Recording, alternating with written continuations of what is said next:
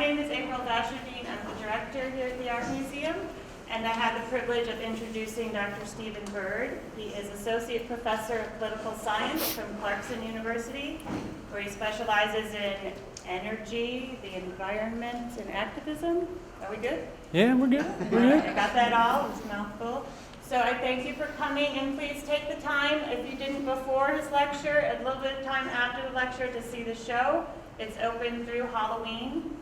So again, thank you for coming, and I introduce Stephen. Excellent. Thanks.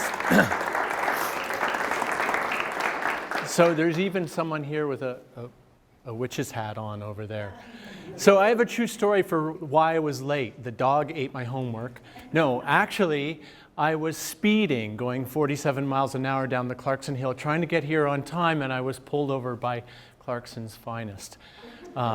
And they really are the finest, because after he made sure that I wasn't a deviant criminal, he let me go so I could do this talk and didn't give me a ticket. So I have to do talks like this a lot more often to stop avoiding getting these tickets. So I'm going to tell you some things tonight, and I'm going to start with my own personal story, and then move on from there. So my environmental awakening as a child came to me, and I bet you, for some of you, this is the same story, from government art propaganda. And that would be, of course, Give a Hoot, Don't Pollute, Woodsy Owl. And of course, the other fabulous one, does anyone know? No, Smokey the Bear. Smokey the Bear. So I didn't get that sophisticated till later. So those were my two pieces, and as I was growing up, ironically, in Canada, those were American icons, but they crossed over the border like so much media does into Canada.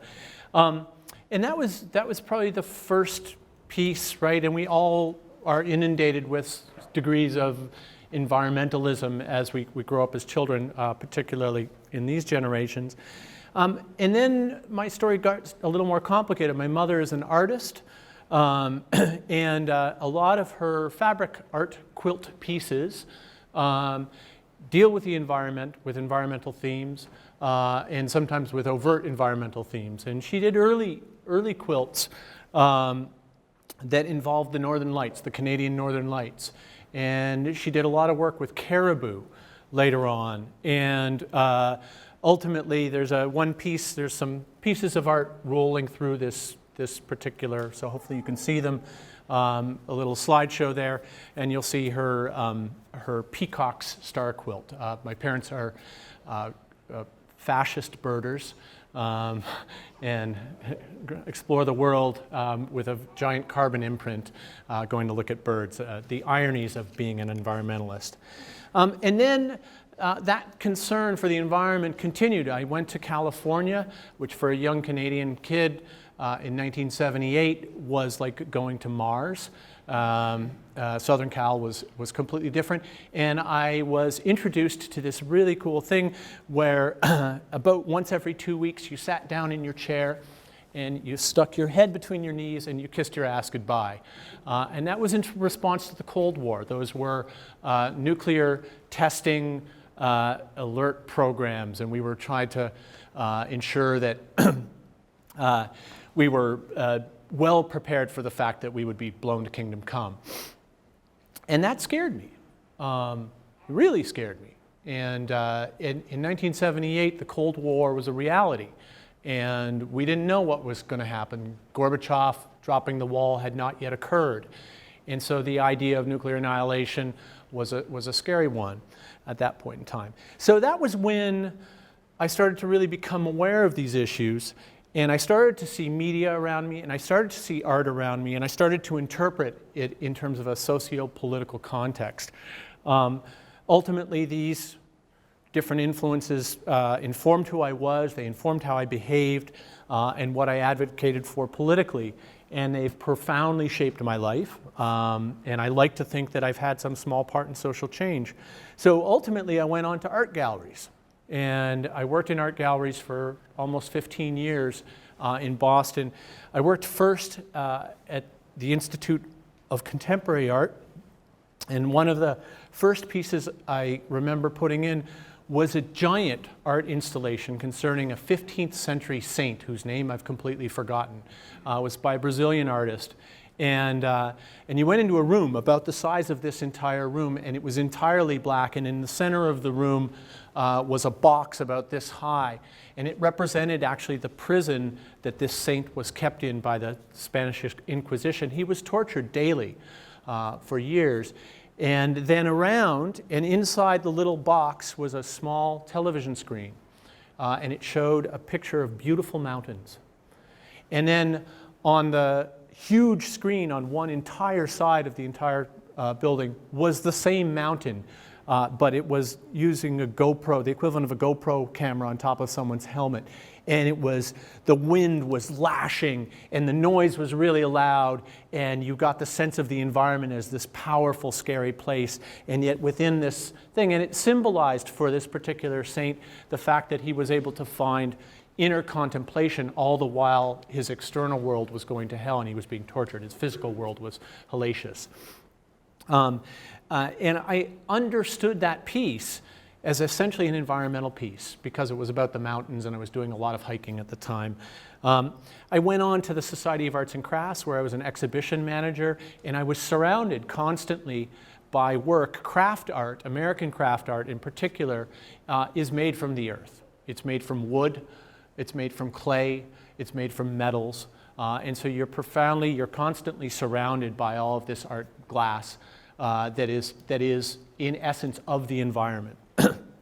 And lastly, I went on to Harvard where I became a preparator, which means fancy word for art installer, and a lighting designer there. And I was working across Harvard's art collection, which included 12th century Ming vases, I probably have the century wrong, that showed incredible, beautiful environmental scenes, Greek art that showed the Greeks and their very strong and complete connection to the environmental world around them, and a whole host of other work. So I was embedded in all of this, and I was developing a very strong, at this point in time, environmental conscience. A long story that I won't go into right now, I ended up changing my world, and I went into a master's degree for government, also at Harvard, and I started working at a place called the Harvard Electricity Policy Group, and I started to do a lot of advocacy work in the environment. And in part, the world that I'd lived in for the past 15 years, which had surrounded me, informed the way I cared about the environment and informed the kind of work I did. And so I was doing work on siting and how people can deal with putting in a runway at an airport. Everybody flies, but you don't want one near you. And dealing with things like transmission lines and the kinds of choices we make in electricity, and whether or not it's natural gas or solar or wind, and all of the challenges that communities face when they make these decisions. And I was profoundly affected by the art that I had lived in for the past 15 or 25 years, give or take. So I did work in energy efficiency, in biofuels, on fuel savings for the poor, improved use of energy efficient furnaces, energy use reduction. I've done some work over for the European Union, for the State Department, with state agencies in Massachusetts and New York. All of that work here in St. Lawrence County on energy efficiency policies for the county. All of that work, my activism and my actual work, was informed by activism and art that had surrounded me for the previous 25 years. So now I'm going to break into my little talk here. So I'm going to talk a little bit about activism, and then I'm going to define it a little bit. I'm going to talk about art and define it for you a little bit. And then I'm going to try to link stuff up and talk about the interrelationship between art, activism, and mechanisms of social change. And so I always think it's useful to start with a little bit of history, a little taste of history. So in 1936, Ansel Adams the great American photographer, had been working extensively in the High Sierras. And he's done some of the best photographs. You see Ansel Adams posters everywhere, right? Really, really powerful work. And he had been doing tons of work developing the Sierra Club, one of the most influential nonprofit activist organizations, the one with the longest history in the United States. And he went to Washington and brought along a book of his photographs, of his art, to the Interior Secretary, which was a guy by the name of Ickes. And Ickes looked at this work and ended up bringing it over to the White House to show to the president. A year later, the John Muir National Park was solidified. This was at a time of great ambivalence, if not outright unwillingness to develop national parks and safe places for the environment. That's an early example of the relationship between art, activism, and actual social change or policy implementation. A lot of times, though, the mechanisms are not so clear. So that's a very, very clear example. And poet Robert Haas has argued that poetry works indirectly to developing an appreciation of nature and also gives this sort of historical context. This is an interview he did with Grist in 2005. He said, "It's definitely a trickle-down theory. A relatively small number of educated people read poetry. As a matter of fact, of all the arts I'm going to talk about, any poets here? I'm dissing the poets, I'm sorry. Although I'm going to read from two poems. So they're really small, right? In terms of audience, sadly, poetry has one of the smallest audiences.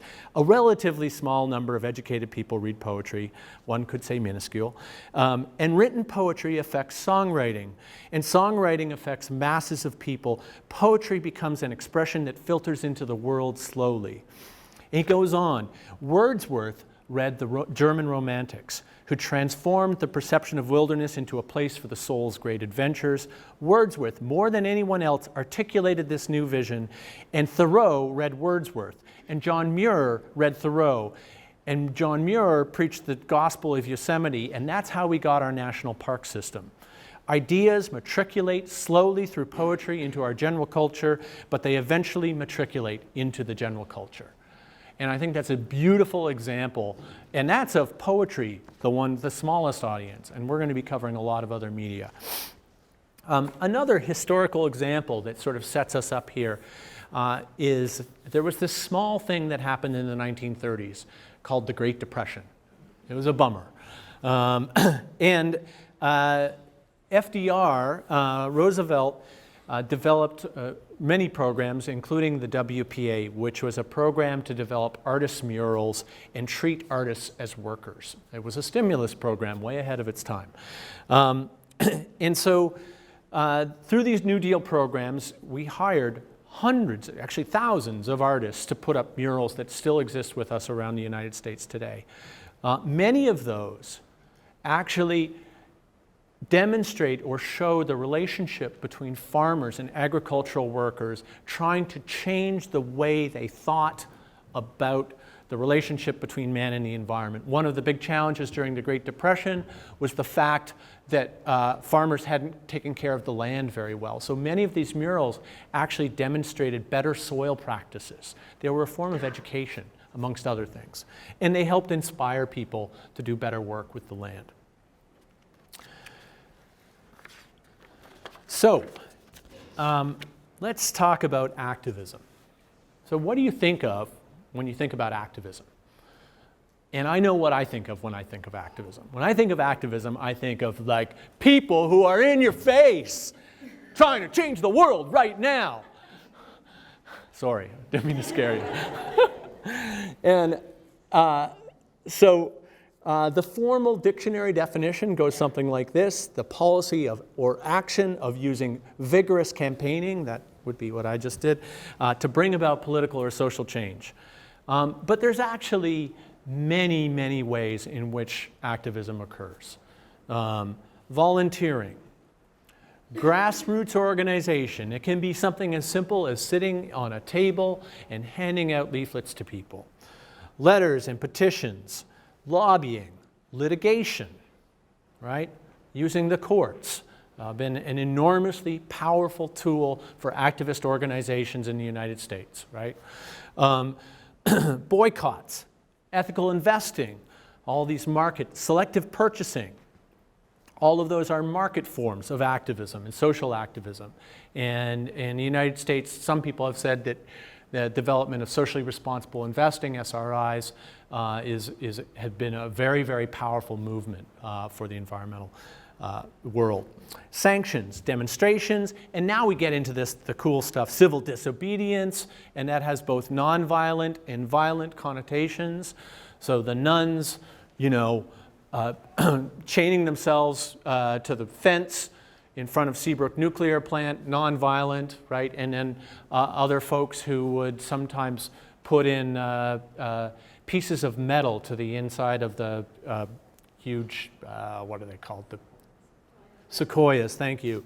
To the huge sequoia trees to stop logging of old-growth forests, dangerous and violent. Agitation. And then finally we have two sort of softer ones, nonprofit employment and education, right? So you can be an activist by going to work for a nonprofit organization. That works, believe me. I probably accomplished more change. I used to work on a board of directors for a group called Mass Energy in Massachusetts, and I probably did more there for the social good than I have maybe anywhere else. In education, I don't know. Again, that's one of those things that filters out very, very slowly. Hard to tell the direct causal effect. So we have a sense of all of the different forms of activism. Let's think about art. And I'm going to spend a little more time with art, and then we'll try to pull the whole circle around. So art also has a nice dictionary definition: the expression or application of human creative skill and imagination, such as painting, music, literature, and art and dance, that results in works to be appreciated primarily for their beauty or emotional power. It sounds better when I have an accent. And so when we think about art, you're clearly surrounded by a whole bunch of it here. But I'm going to challenge you to think beyond this realm, beyond the gallery. No offense, April, wherever you are. So I'm going to challenge you to push that. So clearly, one of the most obvious, probably the most obvious form of art is straight-ahead painting or drawing or variations thereof. And I'm surrounded around by it here. I don't need to give you examples of that because there's 50 or 80 of them right here. And we can also include in that sort of commercial forms. Consider posters like the ones of Smokey the Bear that we saw as kids. And another poster that you'll see in there about nuclear protests. Photography, and I'll mention several different examples, and there's some in here as well. I've already talked about Ansel Adams. Craft art, as I mentioned before, all sorts of variations. One of the images in here is a work by Kate McDowell. It's called Rabbit, and it's a ceramic rabbit with goggles on, designed to provoke us to think about climate change and sea level rise. Dance. So there's a great piece by a woman named Elizabeth McClavick. Comes back from 1991. She's a choreographer. She wrote a piece called Plaques Attacks. And it wasn't about dentures. It was about plastics. She was concerned about the impact of plastics in the natural world right now. Very, very interesting piece. And there's a still from one of her pieces on here as well. Comics. Incredibly powerful piece of art. We have some of our earliest editorial comics that go back to the early 1800s. Images of Faraday, who was a famous early scientist, and a sort of commentary about whether or not the British government would listen to his advice on taking care of the Thames River, which was filled with pollution and sewage and was a rather horrible place to be near and smelled very bad. Clothing. So another image that you'll see in here is costumes used by activists in the anti-fracking protests in New York State until Governor Cuomo banned fracking last December, almost a year ago today.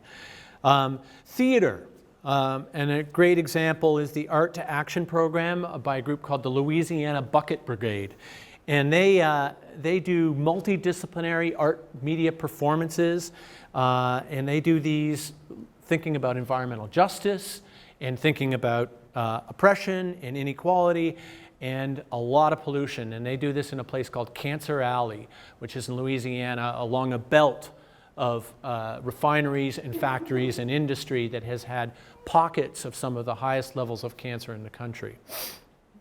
And they're trying to motivate citizen engagement and trying to educate people and get people more aware and more engaged, and by the way, outraged.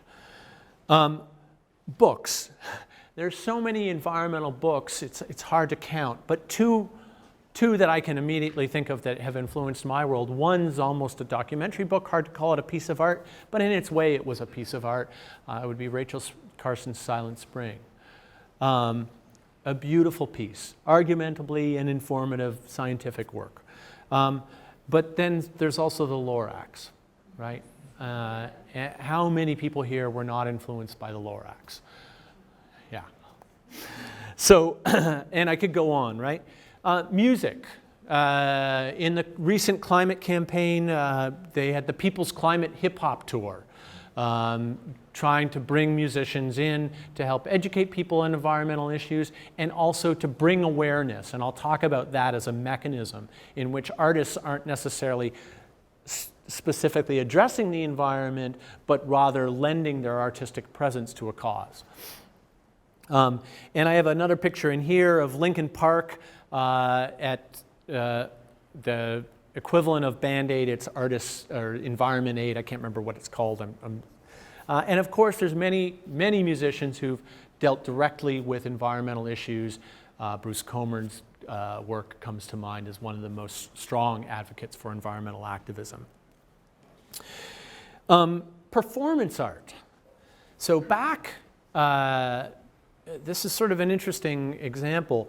Back in, there was a problem in the United States with chemical waste, and an area here in New York actually called Love Canal near Buffalo had enormous challenges and problems. One of the things that the mothers did, who were very worried about their sons and daughters getting sick and getting cancer and getting other diseases, was they dressed their children up in cardboard boxes on the street beside posters and in boxes that said, "Don't touch me, I'm contaminated." Right? Talk about a powerful way to impact people, right? Very, very. And those photographs, they made every American newspaper in the country, right? That was a powerful mechanism. Very obvious one. Few people, just a few 100 million people saw this small movie called Avatar. Right? You remember Avatar, blue people? And some people have characterized that movie as overt environmental propaganda. Similarly, Aaron Brockovich, not overt environmental propaganda, but rather an almost documentary story. And most recently, animation and movie all wrapped in one. You know it and I know it, WALL-E, right? Movies, videos, these are all art forms as well and powerful.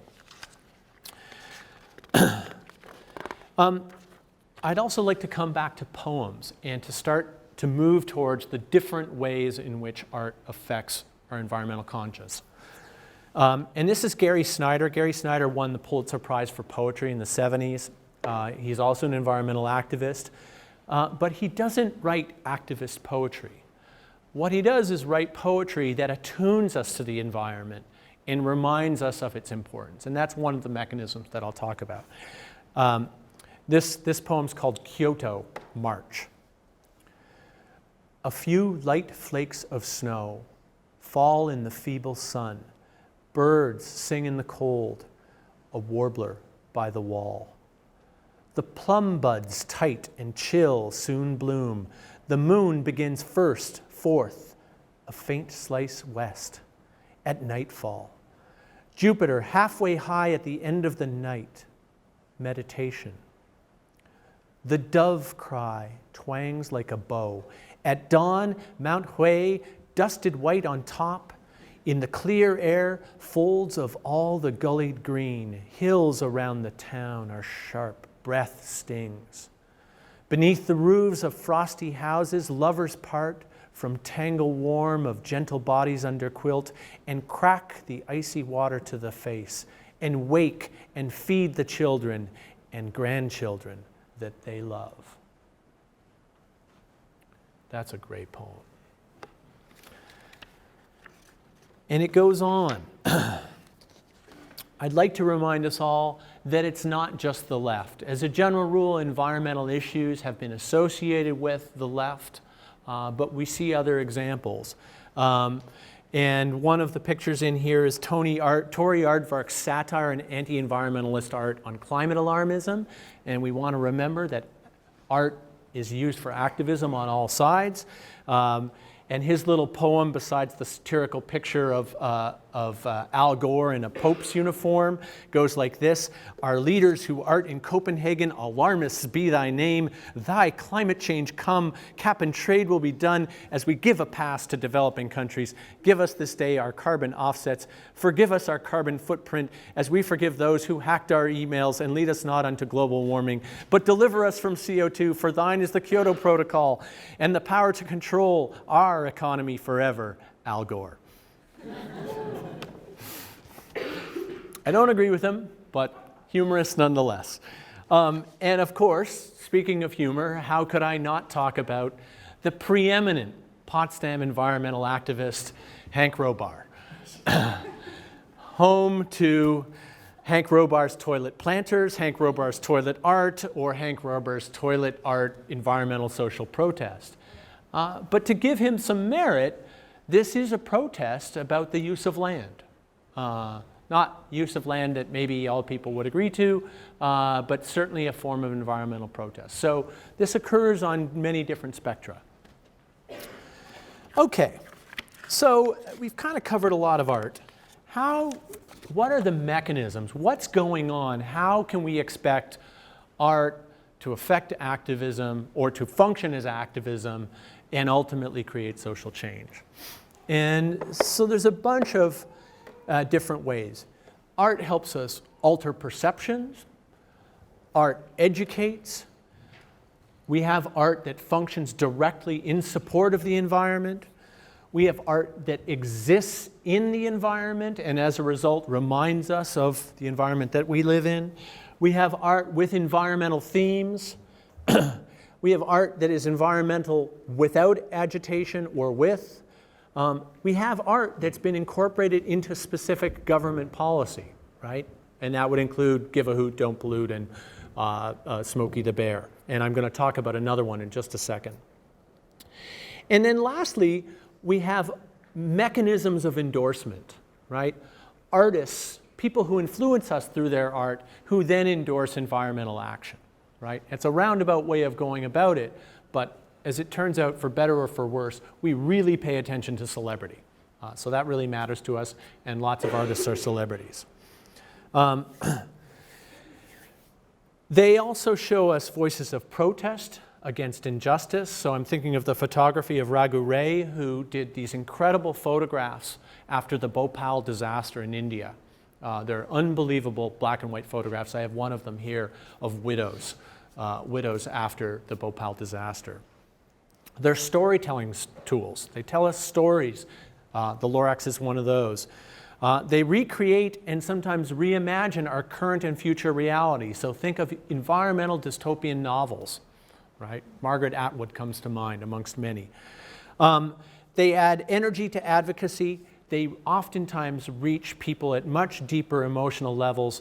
Tell me, if I was to talk to you about the Kyoto Protocol or about nuclear weapons in a policy-oriented way, or read you that poem, which is more effective, right?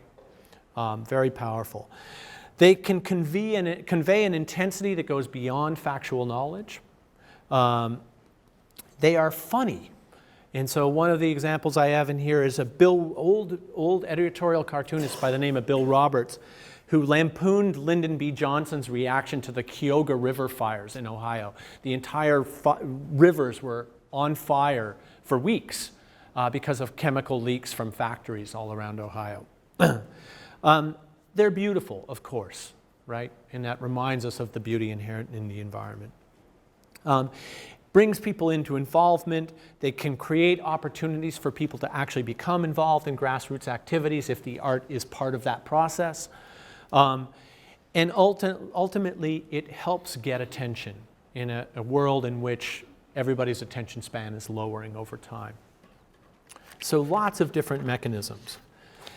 I'd like to remind you that there are controversies as well, and art and the environment get complicated. And let me give you a great example. It's kind of a cool example. In 2013, the U.S. Fish and Wildlife Service took together all of its collection of imported ivory that they had confiscated from the border in a wide variety of different mechanisms. This is 6 tons of elephant and rhino horn, right? Animals that were cut down and destroyed to make art. and they decided they wanted to do something interesting with it. And they created what's known as the ivory crush. And they took their 6 tons of crushed ivory and put out an RFP, a request for proposals, for different artists to use the crushed ivory, not the ivory in its original artistic form, and do interesting things with it, artistic in a way to bring attention to the concern for endangered species and the ivory trade. This was endorsed, by the way, by many environmental organizations, the NRDC and a whole bunch of others. But other environmentalists said, no, it was completely hypocritical, controversial, unethical to use this traded ivory, this stuff that had been cut off of animals and left for them to die, and use this stuff and turn it into something else, another product. And by the way, in doing so, you actually might be increasing the price of ivory, bringing more attention to its use as a separate piece of art form. That said, Andy Revkin, who's a columnist for the New York Times, said he had his own idea, which is take it to the Burning Man Festival and have a giant funeral pyre of ivory at the Burning Man Festival and burn it all up as a monument of mourning. Similarly, 2 other very famous installation artists, Christo and Jean-Claude, do these very large and quite beautiful interactions with the environment where they take giant pieces of cloth and they'll surround islands, or they'll take pieces of sailcloth and bring them over a canyon.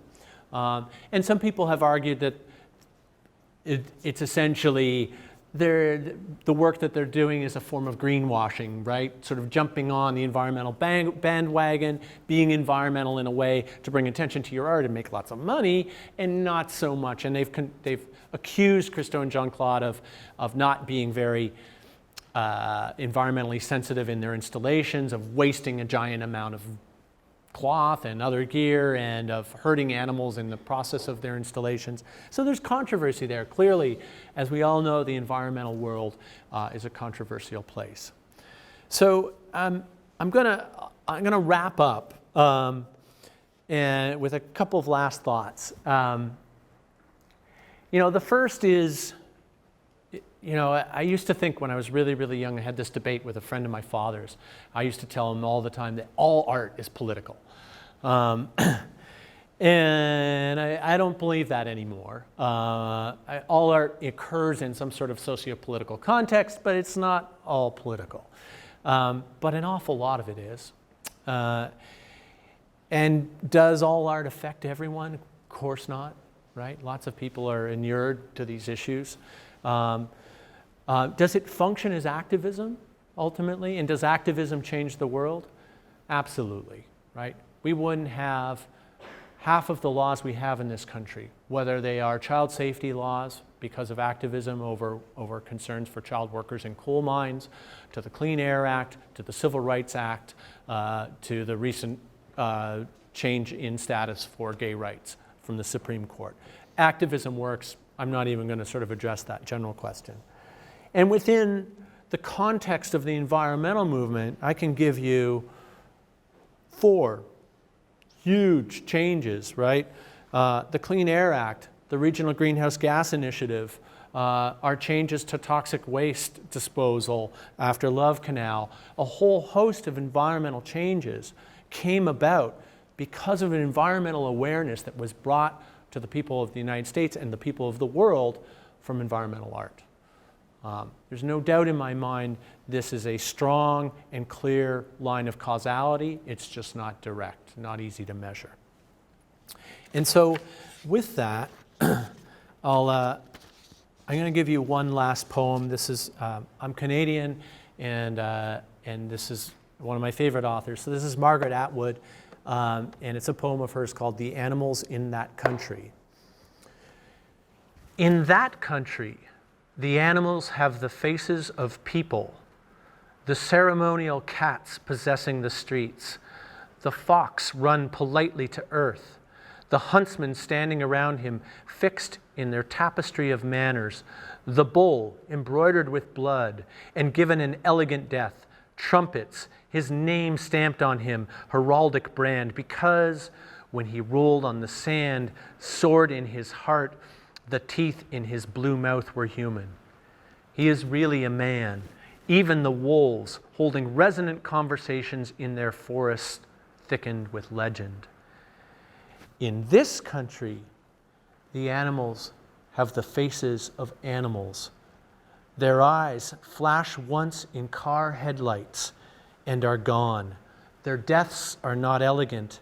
They have the faces of no one. Thank you.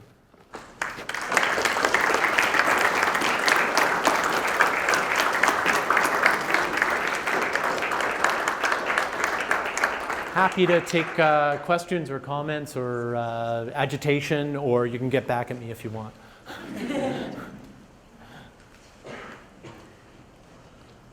Tell us about Montreal.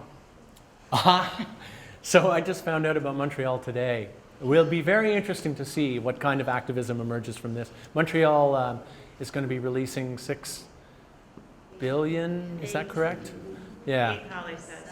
What's that? 8, Holly says. Oh, 8 billion. Holly says 8 billion tons of sewage into the St. Lawrence River, direct, for 8 days, because they don't want to spend $1 billion to create a temporary pipeline while they fix their sewage system. The Quebec government tells us everything's okay. It's totally under control. You can trust the government. Haven't heard from more people, so I just found out about this today. I'm very curious to see what will happen on the American side. Binational river, so that'll be curious. Yeah, wow. Let's. The Canadians are totally cool with this? Is that what you're saying? Oh, You know what's happening on the American side? Oh yeah, the Canadians are totally cool with this. I mean, you know, just give us another beer. We'll put on a little toque, have some back bacon. Yeah. Any other thoughts, questions, issues? Thank you so much.